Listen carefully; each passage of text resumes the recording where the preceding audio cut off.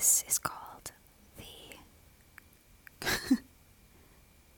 the courage to be disliked. And some publishing marketer probably chose this tagline underneath that is sort of stupid to me, to be honest. Not the Japanese part, that's fine. Though I do kind of feel like it's being emphasized because Japanese stuff is really popular in America. So they're kind of emphasizing it. It's also not really a very honest or accurate title. But anything that sort of advertises changing your life and achieving real happiness,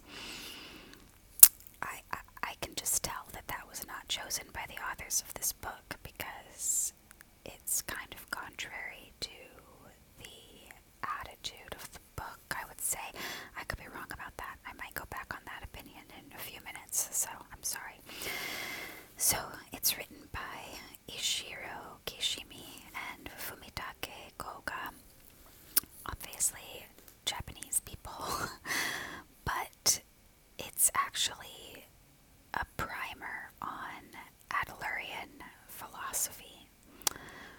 And Adler was a psychologist. He was a contemporary of Freud. Freud thought of him as his student, but he didn't think of himself as Freud's student, or he didn't think of himself as a quote-unquote disciple of Freud, because he disagreed with almost everything Freud said about how psychology should be practiced. So one of the big things that is very provocative that Adler believed and taught is that trauma and the past shouldn't be given as much weight as modern or as Freudian psychology likes to give to it, which is an idea that I know is very upsetting to people and feels very almost insensitive and rude. And I understand, but the way that this book sort of breaks that down has really made me see the other side. It's not just about being disliked and being okay with being disliked. It's about all of the trappings of human psychology that can stop us from moving forward in our lives. So, I encourage people to read it, check it out at the library, so that if you don't like it, you don't have to be mad that you spent $20 on it or whatever it might be. You know, you might read it and just totally disagree, or you might see it as something that's really helpful. I think the attitude on trauma is helpful because a lot of people that I know who have been through really, really horrendous things that cannot be discounted, nor can they be forgotten. The thing is, a lot of Freudian psychology tends to kind of stop at this point of, like, you know, okay, this terrible thing happened to me, and this is why I am the way that I am, and this is why I'm afraid of certain things, and this is why, you know, I'm provoked by certain things, or triggered, if you will. And then a lot of people don't move forward from that. They kind of accept this thing as their cross to bear, and they don't investigate how to move forward from it. And then that experience becomes a kind of crutch that starts to define their personality, starts to define their goals, everything they think of their future. And that's a really dangerous place to be in, because it means you're not moving forward, and you're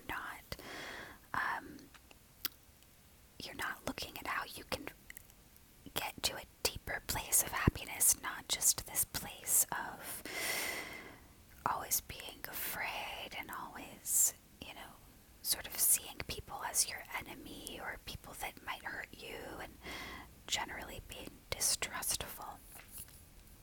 So, and you can't really say to me that it's impossible to move past certain things, because one of my best friends in the world, she was basically, she was sold into sex trafficking by her own parents. And I know this isn't a very relaxing topic, and I'm getting totally off topic and not reading the book, but I feel like it's important to discuss in the context of this. So I won't get into why that happened and why her parents did that, but suffice it to say that they were very troubled people who had experienced a lot of trauma in their own lives, and they did not process their experiences, and instead they basically tried to ruin their own children's lives in similar ways that their lives had been ruined. So from the age of 9 until she was 18, she was forced to perform sexual acts for money, which her parents took all of it, obviously. And at the same time, she managed to escape when she was about 19 years old. And it's been a really, really, really long journey, and a really difficult journey. And it's not at all to say that she's forgotten her past, or that her past doesn't matter, the past doesn't affect her. It absolutely does. But at the same time, she's learned to reshape her worldview and start to not see the world as this hellhole that made her want to die, which is how she thought of the world her entire childhood, completely understandably based on her circumstances. But I just can't help but think of her. She's thriving. She has a PhD. She's doing amazing work. She has a ton of friends. She's had many, well, not many, but, a regular number of really great romantic relationships that, even if they ended, they were healthy. And she's with somebody great right now, and I just can't help but think of her when people say that, you can't get past certain things, you can't change, you can't move forward, because you can, but it requires a whole lot of courage. I'm sorry, I'm being texted by well-meaning people, but the sound of it is going to ruin this video. So, I hope I haven't offended anyone by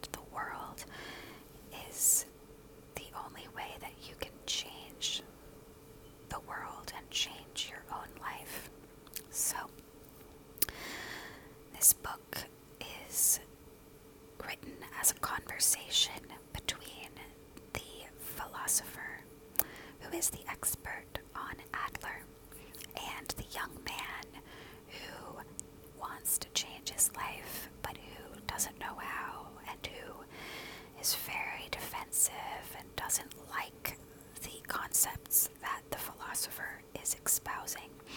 So the whole book is structured like a debate between them, where they try and unpack each other's ideas about life and find common ground and seek to understand each other. So it's a very cool book. Oh gosh, what's that? Some eyeliner. Sorry. Also, my nails were really nice a week ago, and now they have that weird growing out situation when you do gel nails, and I apologize. I cut them as well, so I can't really tap satisfyingly. I actually really don't like tapping videos myself, but I know people do, so if you want more of that, let me know. I have no problem doing it, I just won't be listening. So I encourage you to get this book. I'm almost finished with it, so selfishly I'm going to go to the page that I'm actually reading, and I'm not sure. Well, I'll read it for real. I won't do unintelligible. So, yes, and this is an important point. When we speak of contribution to others, it doesn't matter if the contribution is not a visible one. It doesn't matter if the contribution is not a visible one. You are not the one who decides if your contributions are of use.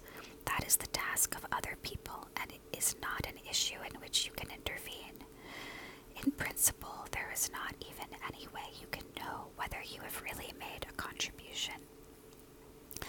That is to say, when we are engaging in this contribution to others, the contribution does not have to be a visible one.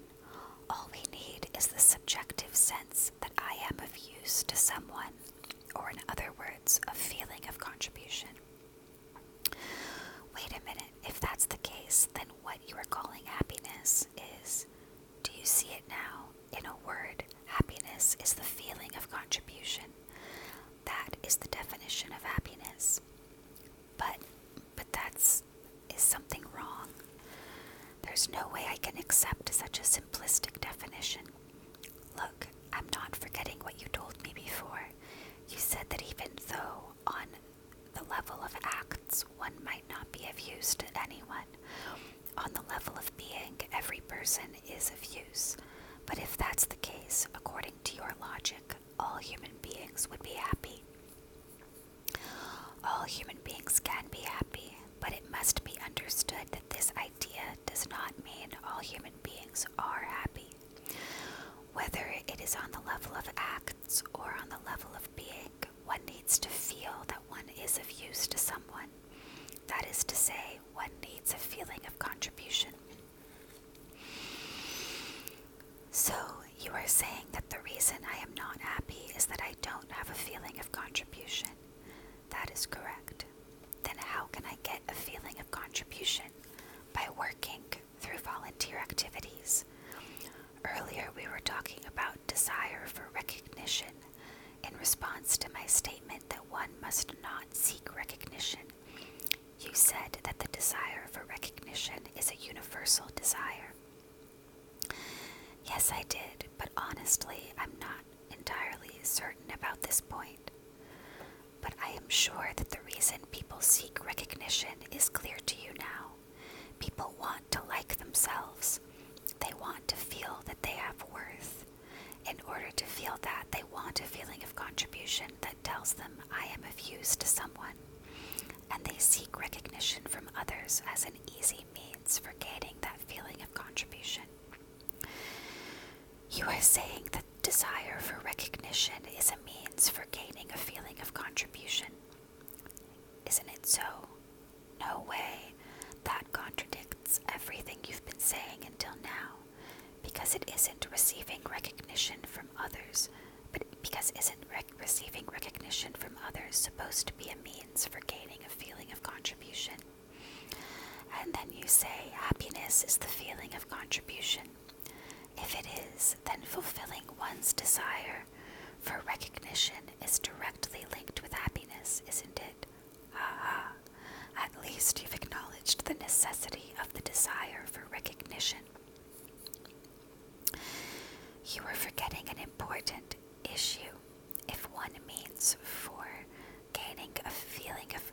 means for gaining a feeling of contribution turns out to be being recognized by others, in the long run one will have no choice but to walk through life in accordance with other people's wishes. There is no freedom in a feeling of contribution that is gained through the desire for recognition. We are beings who choose freedom while aspiring to happiness. So one can have happiness only if one has freedom. Yes, freedom as an institution may differ depending on the country, the times, or the culture. But freedom in our interpersonal relations is universal. There's no way that you will acknowledge the desire for recognition.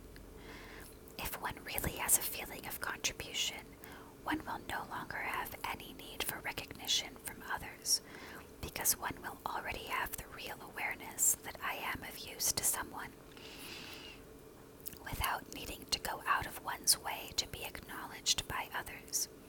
In other words, a person who is obsessed with the desire for recognition does not have any community feeling yet, and has not managed to engage in self-acceptance, confidence in others, or contribution to others.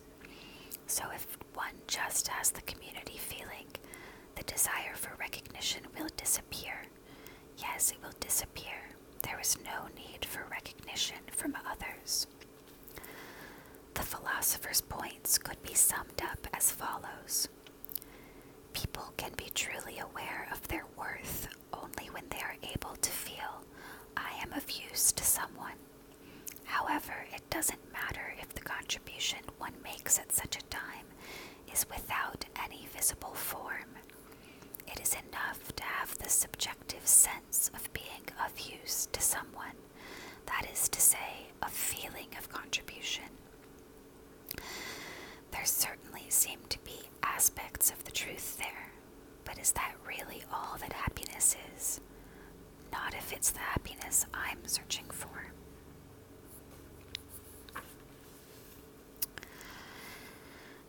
Next chapter is called Two Paths Traveled by Those Wanting to Be Special Beings.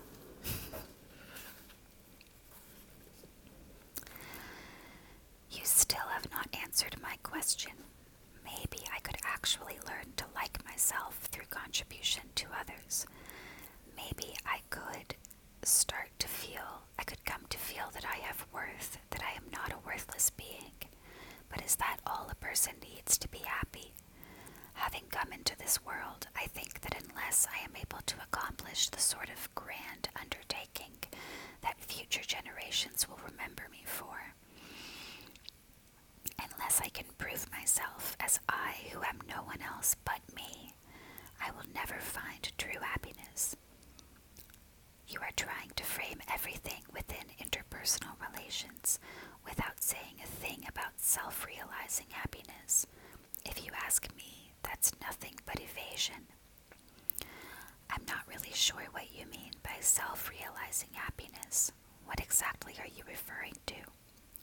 It's something that is different for each person. I suppose there are those who want to succeed in society, and those who have more personal objectives. A researcher endeavoring to develop a wonder drug, for instance, or an artist who strives to create a satisfying body of work. What is it for you? I still don't really know what I'm looking for, or what I'll want to do in the future. But I know that I've got to do something.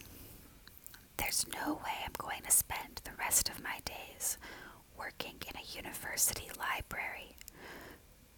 When I find a dream that I can devote my life to, and I attain some self-realization, that's when I'll experience true happiness. My father was someone who buried himself in his work from day to night, and I have no idea if that was happiness to him or not. To my eyes, at least, he seemed forever busy and never happy. That is not the kind of life I want to lead. Alright, if you think about this point using children who engage in problem behavior as an example, it might be easier to grasp. Problem behavior. That's right. First of all, we human beings have a universal desire that is referred to as pursuit of superiority. Do you recall our discussion of this? Yes, simply put, it's a term that indicates hoping to improve and pursuing an ideal state. There are many children who in their early stages try to be especially good. In particular, they obey their parents, comport themselves in a socially acceptable manner, apply themselves assiduously to their studies and in sports, and excel in extracurricular activities as well. In this way, they try to get their parents to acknowledge them. However, when being especially good does not work out, their studies or sports don't go well, for example, they do an about-face and try to be especially bad. Why do they do that?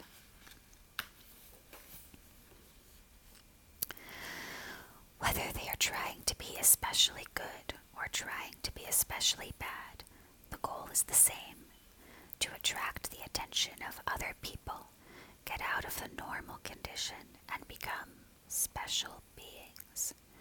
That is their only goal. Alright, please go on.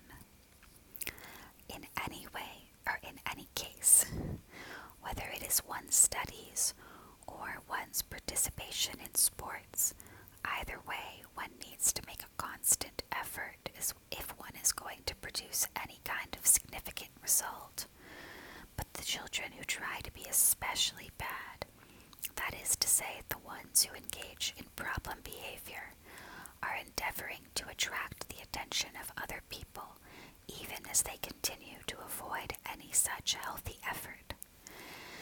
In Adlerian psychology, this is referred to as the pursuit of easy superiority.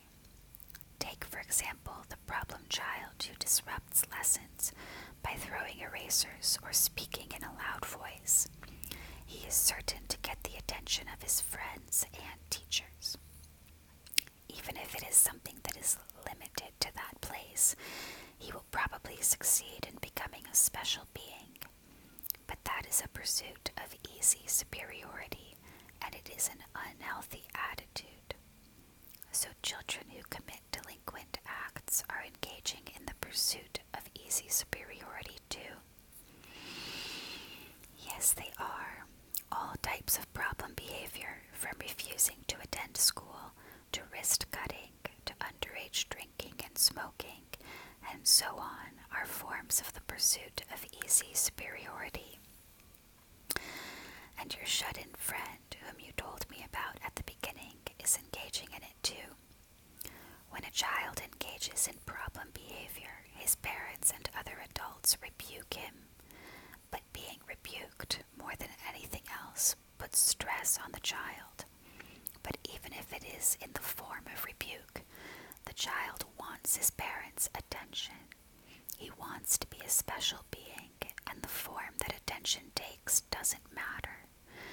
So in a sense, it is only natural that he does not stop engaging in problem behavior, no matter how harshly he is rebuked. It's because of their rebuking that he doesn't stop the problem behavior. Exactly. Because the parents and other adults are giving him attention through the act of rebuking.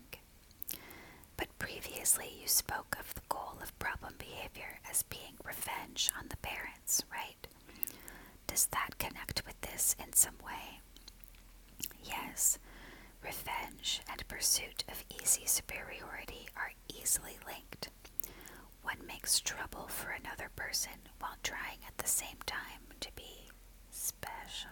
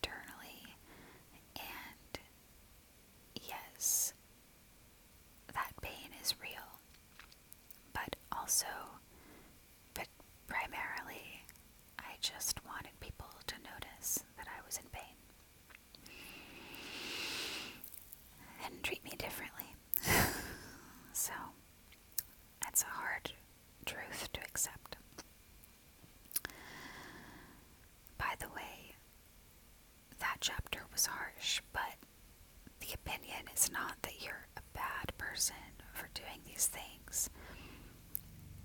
He's explaining that it's natural. It's natural. It's understandable. It's human. But in order to get past that, you have to understand why you're doing it and realize that there's a different way, and also that you don't actually need negative attention to survive and to be happy. In fact, they are directly opposed to each other. The courage to be normal. But how? It would be impossible for all human beings to be especially good or anything like that, wouldn't it? No matter what, people have their strengths and weaknesses, and there will always be differences. There's only a handful of geniuses in the world, and not everyone is cut out to be an honors student. So for all the losers, there's nothing for it besides being especially bad. Yes, it's that Socratic paradox that no one desires evil, because to children who engage in problem behavior, even violent acts and theft are accomplishments of good. But that's horrible. That's a line of reasoning with no way out. What Adlerian psychology emphasizes at this juncture are the words, the courage to be normal. The courage to be normal. Why is it necessary to be special? Probably because one cannot accept one's normal self. And it is precisely for this reason that when being especially good becomes a lost cause, one makes the huge leap to being especially bad, the opposite extreme. But is being normal, being ordinary, really such a bad thing? Is it something inferior? Or in truth, isn't everybody normal? Is it necessary to think this through? It is necessary to think this through to its logical conclusion. So, are you saying that I should be normal?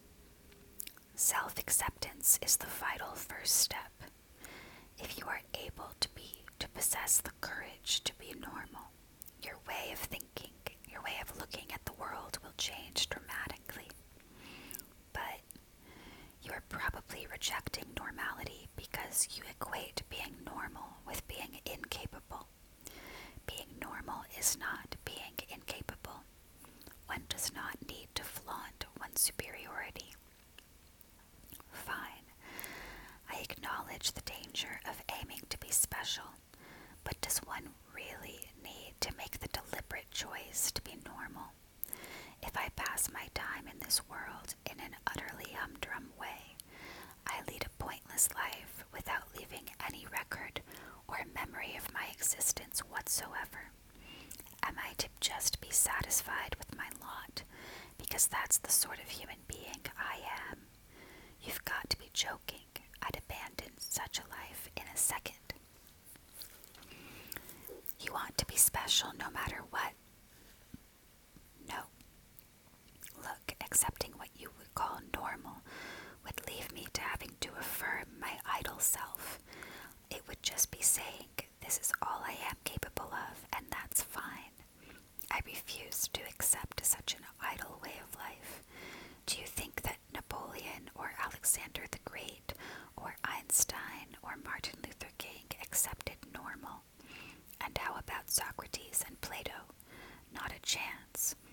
More than likely, they all lived their lives while carrying the torch of a great ideal or objective. Another Napoleon could never emerge with your line of reasoning. You are trying to rid the world of geniuses.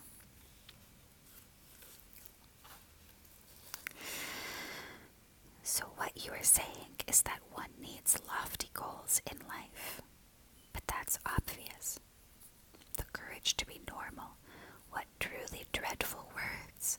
Are Adler and this philosopher really telling me to choose such a path, to go about my life as just another soul among the utterly ordinary, faceless masses. I'm no genius, of course. Maybe normal is the only choice I have.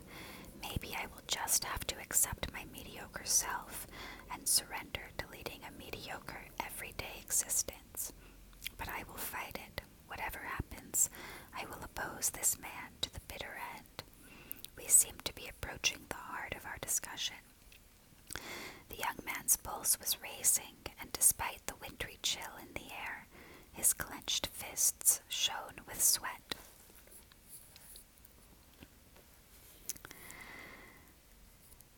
If you're still listening, I will continue. Life is a series of moments.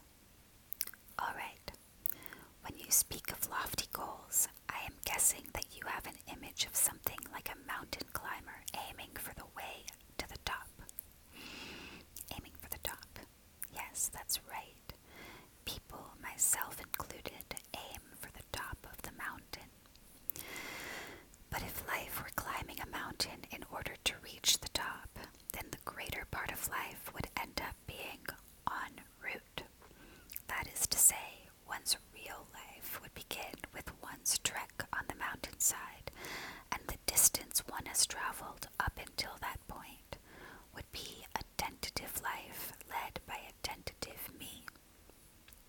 I guess that's one way of putting it. The way I am now, I am definitely an en route person. Now suppose you didn't make it to the mountain top. What would that mean for your life? With accidents and diseases and the like, people don't always make it all the way, and mountain climbing itself is fraught with pitfalls and often ends in failure. So one's life would be interrupted en route, with just this tentative me leading a tentative life. What kind of life would that be? That reminds me of a really morbid but slightly funny image on the internet. That's sort of a parody of those inspirational posters. And the text was, "Every corpse found on the way up to Mount Everest was once a highly motivated person." And it's true, and it's so sad. Okay. I'm embarrassed that that made me laugh. I might not be a good person. I'm sorry. I'm really sorry. Okay.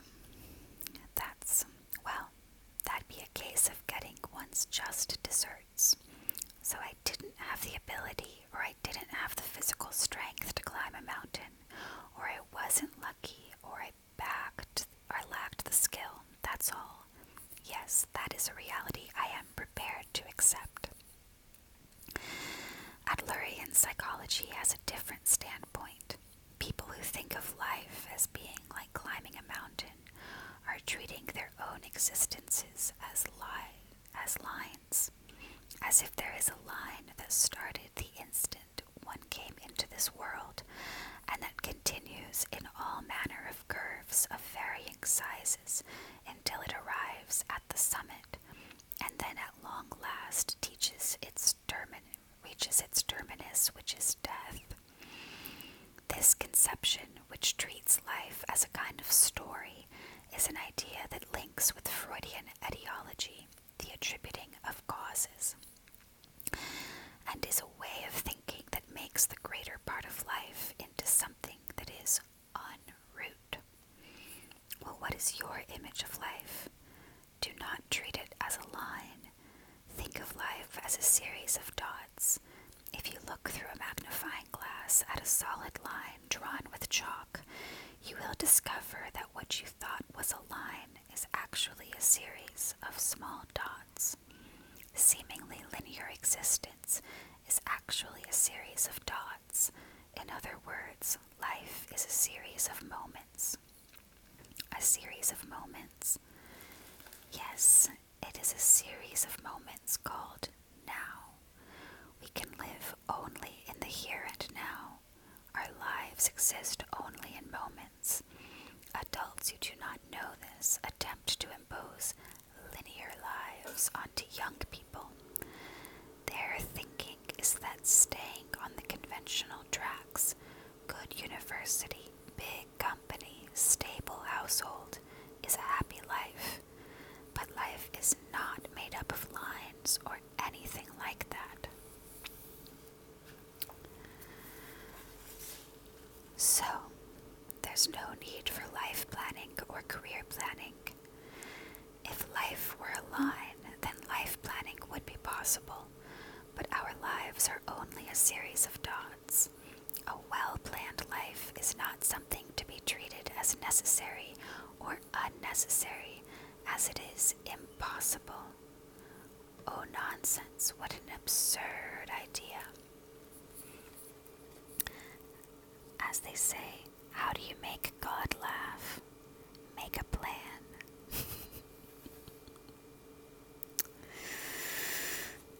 I wonder if I should go on. This is a long video. Hopefully people are happy with that. Okay.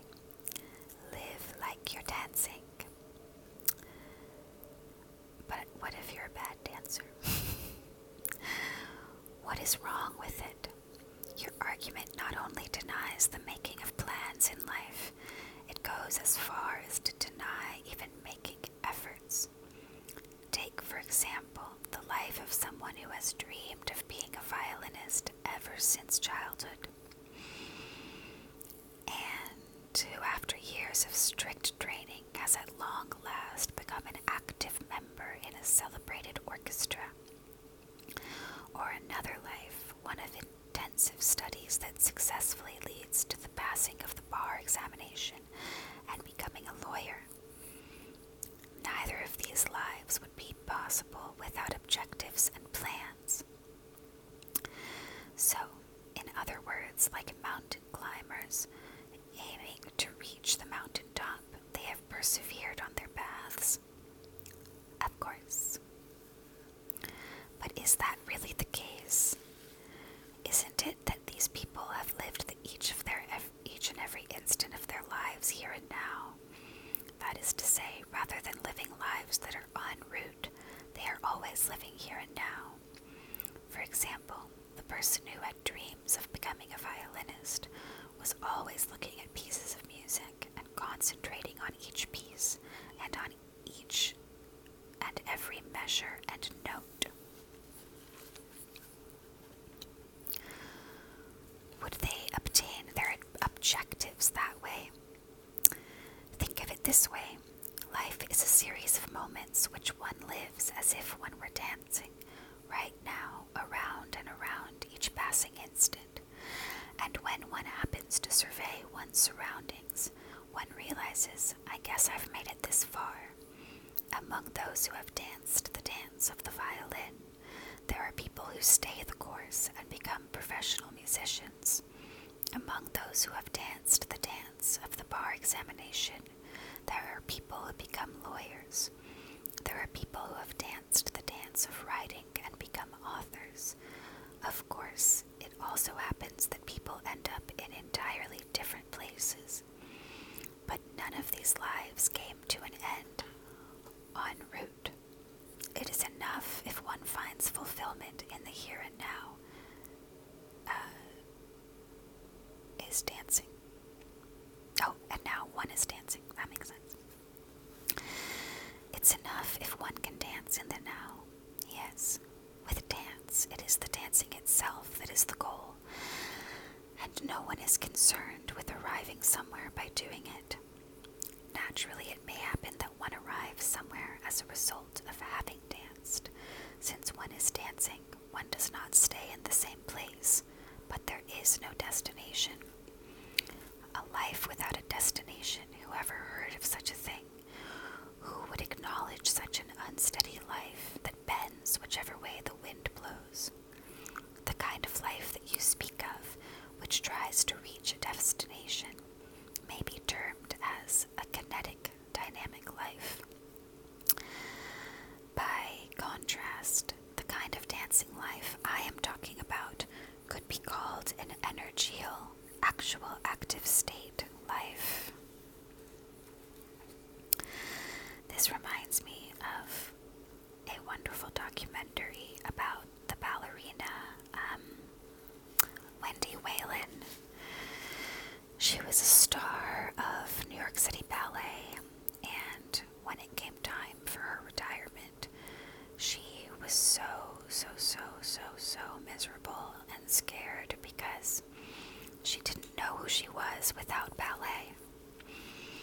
And she found her way towards happiness again by, transferring to modern dance and stuff like that. But in the meantime, it was really scary, and it didn't matter to her how many achievements she had made, how she was the best ballerina in the ballet, and all these, wonderful accolades, because she really didn't know what her value was as a human being if she wasn't dancing. But ballet is an extreme example. You can't do it for your whole life. You can't even really do it for half your life if you're going to live to 80 or something. You have to stop, at the latest in your 40s. It made me think of that. It's called Restless Creature. I really recommend it. I love her. She's a fantastic person, not just because she's a beautiful ballerina. I saw her in person once, but I was too afraid to say hi. I think she saw me staring, but I hope she wasn't scared. Okay. Kinetic energial. Let's refer to Aristotle's explanation. Ordinary motion, which is referred to as kinesis, has a starting point and an end point. The movement from the starting point to the end point is optimal if it is carried out as efficiently and as quickly as possible. If one can take an express train, there is no need to ride the local one that makes every stop. In other words, if one's destination is to become a lawyer, it's best to get there as quickly and as efficiently as one can.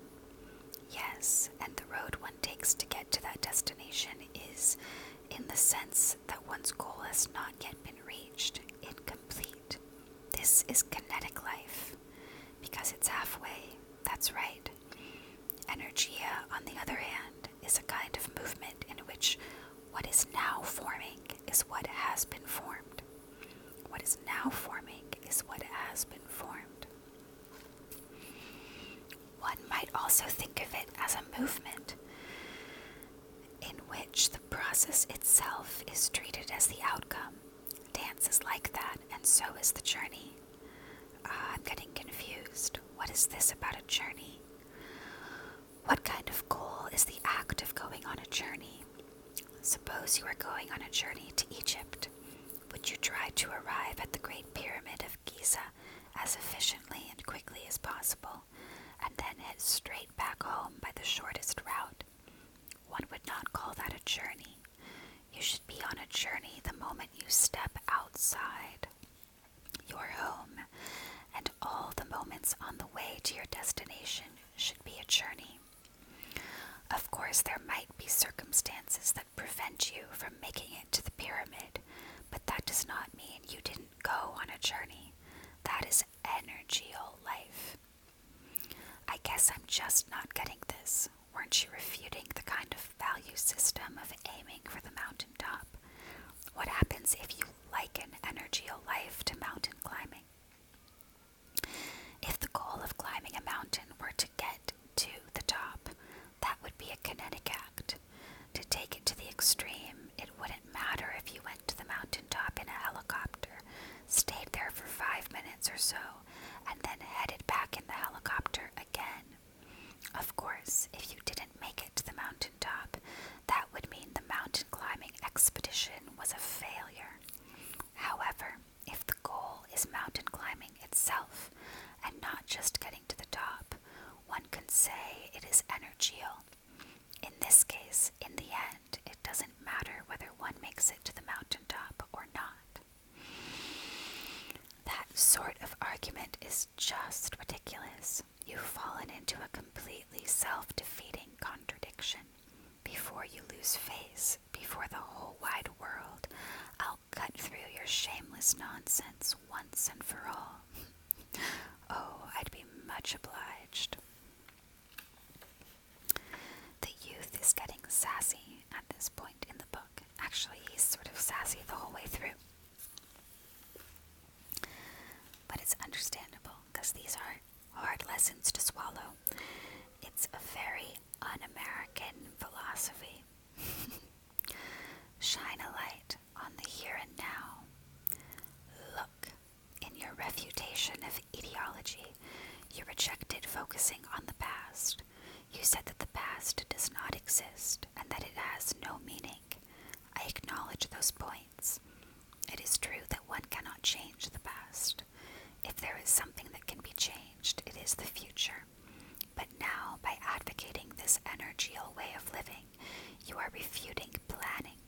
That is to say, you are rejecting even changing one's future of one's own volition. So while you reject looking back, you are rejecting looking forward, too. It's like you're telling me to just walk blindfolded along a pathless path. You can see neither behind you nor in front of you. That's right, I can't see. Isn't that only natural? Where is the problem here? What are you talking about? Imagine that you are standing on a theater stage. If the house lights are on, you'll probably be able to see all the way to the back of the hall. But if you're under a bright spotlight, you won't be able to make out even the front row. That's exactly how it is with our lives. It's because we cast a dim light on our entire lives that we are able to see the past and the future, or at least we imagine we can. But if one is shining a bright spotlight on here and now, one cannot see the past or the future anymore. A bright spotlight, yes. We should live more earnestly only here and now. The fact that you think you can see the past or predict the future is proof that rather than living earnestly here and now, you are living in a dim twilight. Life is a series of moments, and neither the past nor the future exists. You are trying to give yourself a way out by focusing on the past and the future. What happened in the past has nothing whatsoever to do with your here and now, and what the future may hold is not a matter to think about here and now. If you are living earnestly here and now, you will not be concerned with such things. But when one adopts the point of view of Freudian etiology, one sees life as a kind of great big story based on cause and effect. So then, it's all about where and when I was born, what my childhood was like, the school I attended, and the company where I got a job, and that decides who I am now and who I will become. To be sure, likening one's life to a story is probably an entertaining job. The problem is, one can see the dimness that lies ahead at the end of the story. Moreover, one will try to lead a life that's in line with that story, and then one says, my life is such and such, so I have no choice but to live this way, and it's not because of me, it's my past, it's the environment, and so on. But bringing up the past here is nothing but a way out, a life lie. However, life is a series of dots, a series of moments. If you can grasp that, you will not need a story any longer.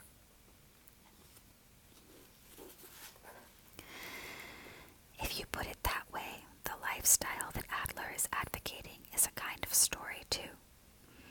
Lifestyle is about here and now, and is something that one can change of one's own volition. The life of the past that looks like a straight line appears that way to you only as a result of your making ceaseless resolutions to not change. The life that lies ahead of you is a completely blank page, and there are no tracks that have been there's no story there. But that's just living for the moment, or worse, a vicious hedonism. No. To shine a spotlight on here and now is to go about doing what one can do now, earnestly and conscientiously.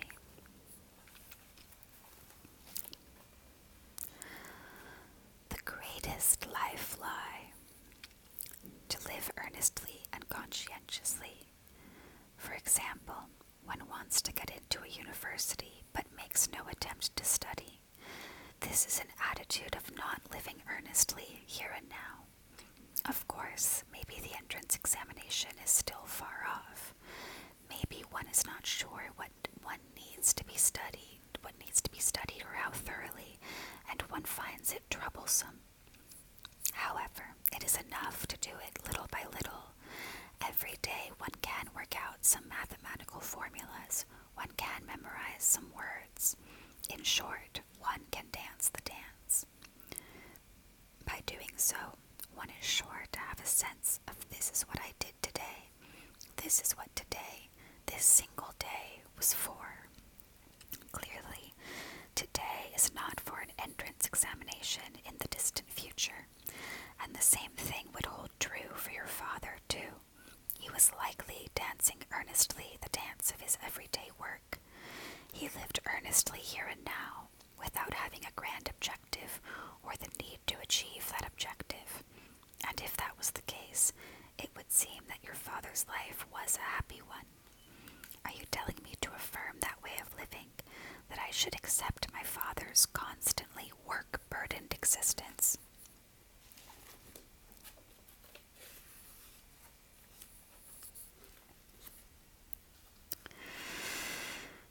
There is no need to make yourself affirm it. Only instead of seeing his life as a line that he reached, start seeing how he lived it. See the moments of his life. The moments. And the same may be said with regard to your own life. You set objectives for the distant future, and think of now as your preparatory period. You think, I really want to do this, and I'll do it when the time comes. This is a way of living that postpones life. As long as we postpone life, we can never go anywhere, and will pass our days only one after the next in dull monotony, because we think of here and now as just a preparatory period, as a time for patience, but a here and now in which one is studying for an entrance exam in the distant future, for example, is the real thing. Okay, I'll accept that. I can certainly accept living earnestly here and now and not setting up some fabricated line, but I don't have any dreams or objectives in my life. I don't know what dance to do. My here and now is nothing but utterly useless moments. Not having objectives or the like is fine. Living earnestly here and now is itself a dance. One must not get too serious. Please do not confuse being earnest with being too serious. Be earnest but not too serious. That's right. Life is always simple, not something that one needs to get too serious about. If one is living each moment earnestly, there is no need to get too serious. And there is another thing I would like you to keep in mind. When one has adopted an energial viewpoint, life is always complete. It's complete. If your life, or mine for that matter, were to come to an end here and now, it would not do to refer to either of them as unhappy. The life that ends at the age of 20 and the life that ends at 90 are both complete lives and lives of happiness. So if I have lived earnestly here and now, those moments will always be complete. Exactly. Now I have used the word life lie again and again throughout our discussion. I would like to conclude by talking about the greatest life lie of all. Please do. The greatest life lie of all is not to live here and now. It is to look at the past and the future, cast a dim light on one's entire life and believe that one has been able to see something. Until now, you have turned away from the here and now and shone a light only on invented pasts and futures. You have told a great lie to your life, to these irreplaceable moments. Oh, okay. So cast away the life lie and fearlessly shine a bright spotlight on here and now. That is something you can do. That is something I can do. Do you think I have in me the courage to live out these moments earnestly without resorting to the life lie? Since neither the past nor the future exists, let's talk about it now. Let's talk about now. It's not yesterday or tomorrow that decides it. It's here and now. Okay, this has been going on for so long, but it's relaxing me to talk, so I'm going to keep going. Oh, it's going to take forever to upload. Whatever. Give meaning to seemingly meaningless life. What are you saying?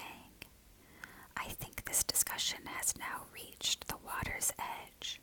Whether you drink the water or not is entirely up to you. Maybe Adlerian psychology and your philosophy are actually changing me. Maybe I am trying to let go of my resolve not to change and choose a new way of living, a new lifestyle. But wait, there is one last thing I'd like to ask, and what would that be? When life is taken as a series of moments, as existing only here and now, what meaning could it possibly have? For what was I born, and for what am I enduring this life of hardship until I reach my last gasp? The point of it all is beyond me. What is the meaning of life? What are people living for? When someone posed these questions to Adler, this was his answer. Life in general has no meaning. Life is meaningless. The world in which we live is constantly beset by all manner of horrendous events, and we exist within the ravages of war and natural disasters all around us. When confronted by the fact of children dying in the turmoil of war, there is no way one can go on about the meaning of life. In other words, there is no meaning in using generalizations to talk about life. But being confronted by such incomprehensible tragedies without taking any action is tantamount to affirming them. Regardless of the circumstances, we must take some form of action. We must stand up to Kant's inclination. Yes. Now suppose one experiences a major natural disaster, and one's response is to look back in the past in an etiological manner and say, what could have caused such a thing to happen? How meaningful would that be? An experience of hardship should be an opportunity to look ahead and think, what can I do from now on? I agree entirely. And Adler, having stated that life in general has no meaning, then continues, whatever meaning life has must be assigned to it by the individual. Assigned to it by the individual. What does that mean? During the war, my grandfather was firebombed and his face was severely burned. In every way, it was a horrendous and inhumane event. It would certainly have been within the realm of possibility for him to choose a lifestyle with the perspective of the world as a horrible place and people are my enemies. However, when my grandfather rode the train on visits to the hospital, there were always other passengers who would give up their seats for him. This is something I heard about through my mother, so I do not know how he actually felt. But this is what I believe. My grandfather chose a lifestyle with the perspective of people are my comrades and the world is a wonderful place. That is exactly what Adler is pointing to when he says whatever meaning life has must be assigned to it by by the individual. So life in general has no meaning whatsoever, but you can assign meaning to that life, and you are the only one who can assign meaning to your life. Then please tell me, how can I assign proper meaning to a meaningless life? I do not have the confidence yet. You are lost in your life. Why are you lost? You are lost because you are trying to choose freedom. That is to say, a path on which you are not afraid of being disliked by others, and you are not living others' lives, a path that is yours alone. That's right, I want to choose happiness and choose freedom. When one attempts to choose freedom, it is only natural that one may lose one's way. At this juncture, Adlerian psychology holds up a guiding star as a grand compass pointing to a life of freedom. A guiding star, just like the traveler who relies on the North Star. In our lives, we need a guiding star.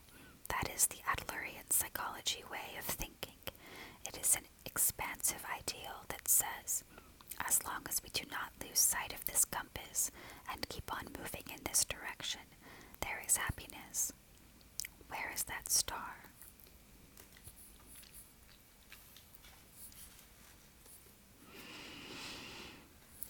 It is contribution to others.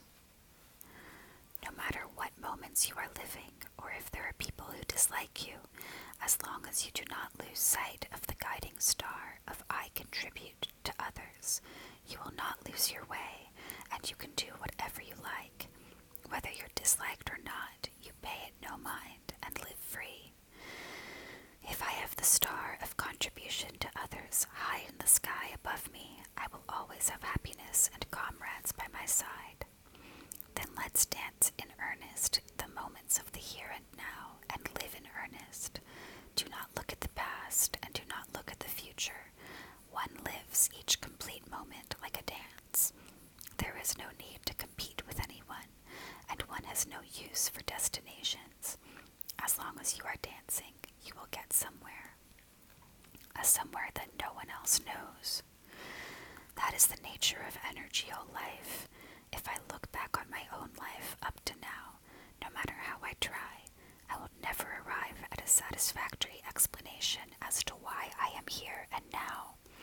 Though at one time, the study of Greek philosophy was my focus, before long I took up the study of Adlerian psychology in tandem with it, and here I am today, deep in conversation with you, my irreplaceable friend. It is the result of having danced the moments. That is the only way to explain it. When you have danced here and become a now in earnest and to the full, that is when the meaning of your life will become clear to you. It will. I believe you.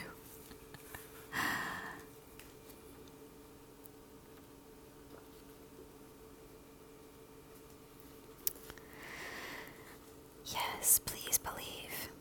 Through my many years living with Adler's thought, there is something I have noticed, and that is, it is that the power of one person is great, or rather, my power is immeasurably great.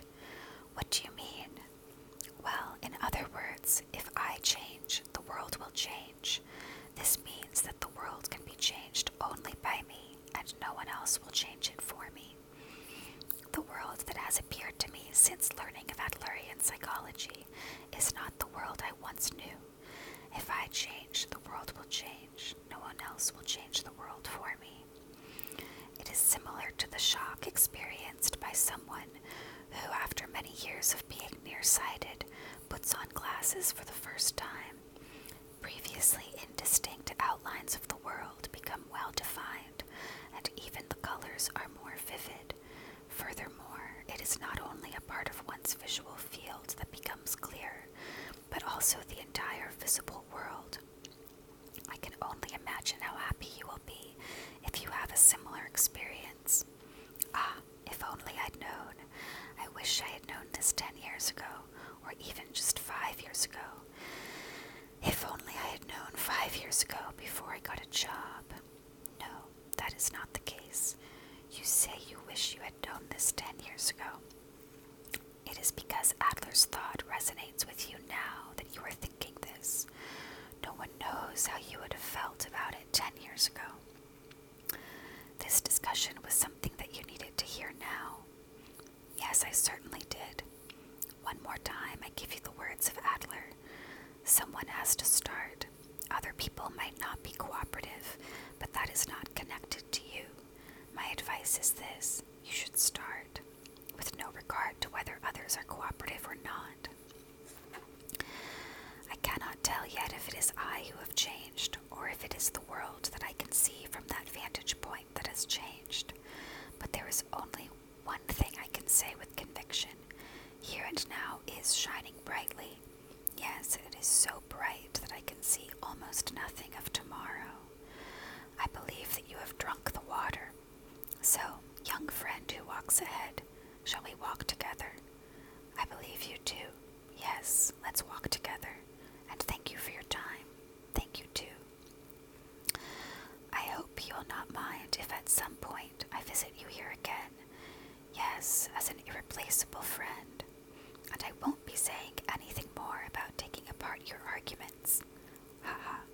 At last you have shown me a young person's smile. Well, it's quite late already. Let's pass our own nights and greet the new morning. It's almost over. The young man slowly tied his shoelaces and left the philosopher's house.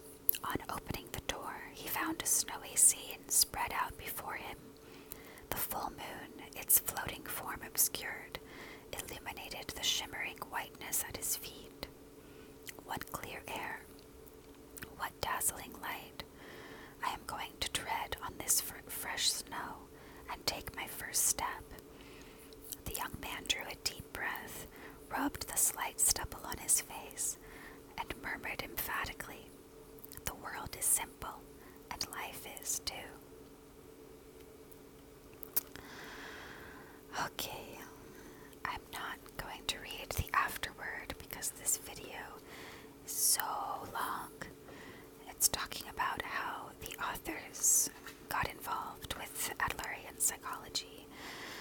If you want me to read it someday, I will, but we're going on an hour. So,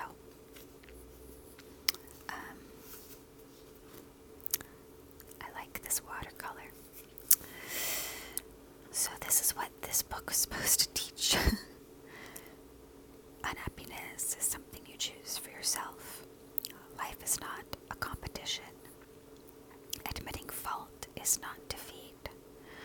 What real freedom is, how to exist in the present, how you can be happy now, and so much more.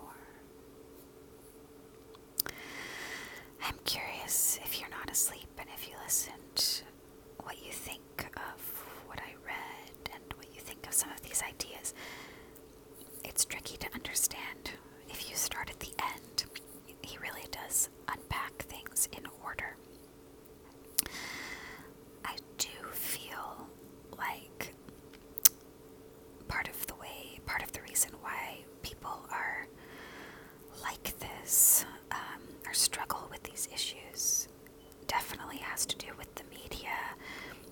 Not the recent media, literally the entire history of media, all the way back to the town crier in Middle Ages.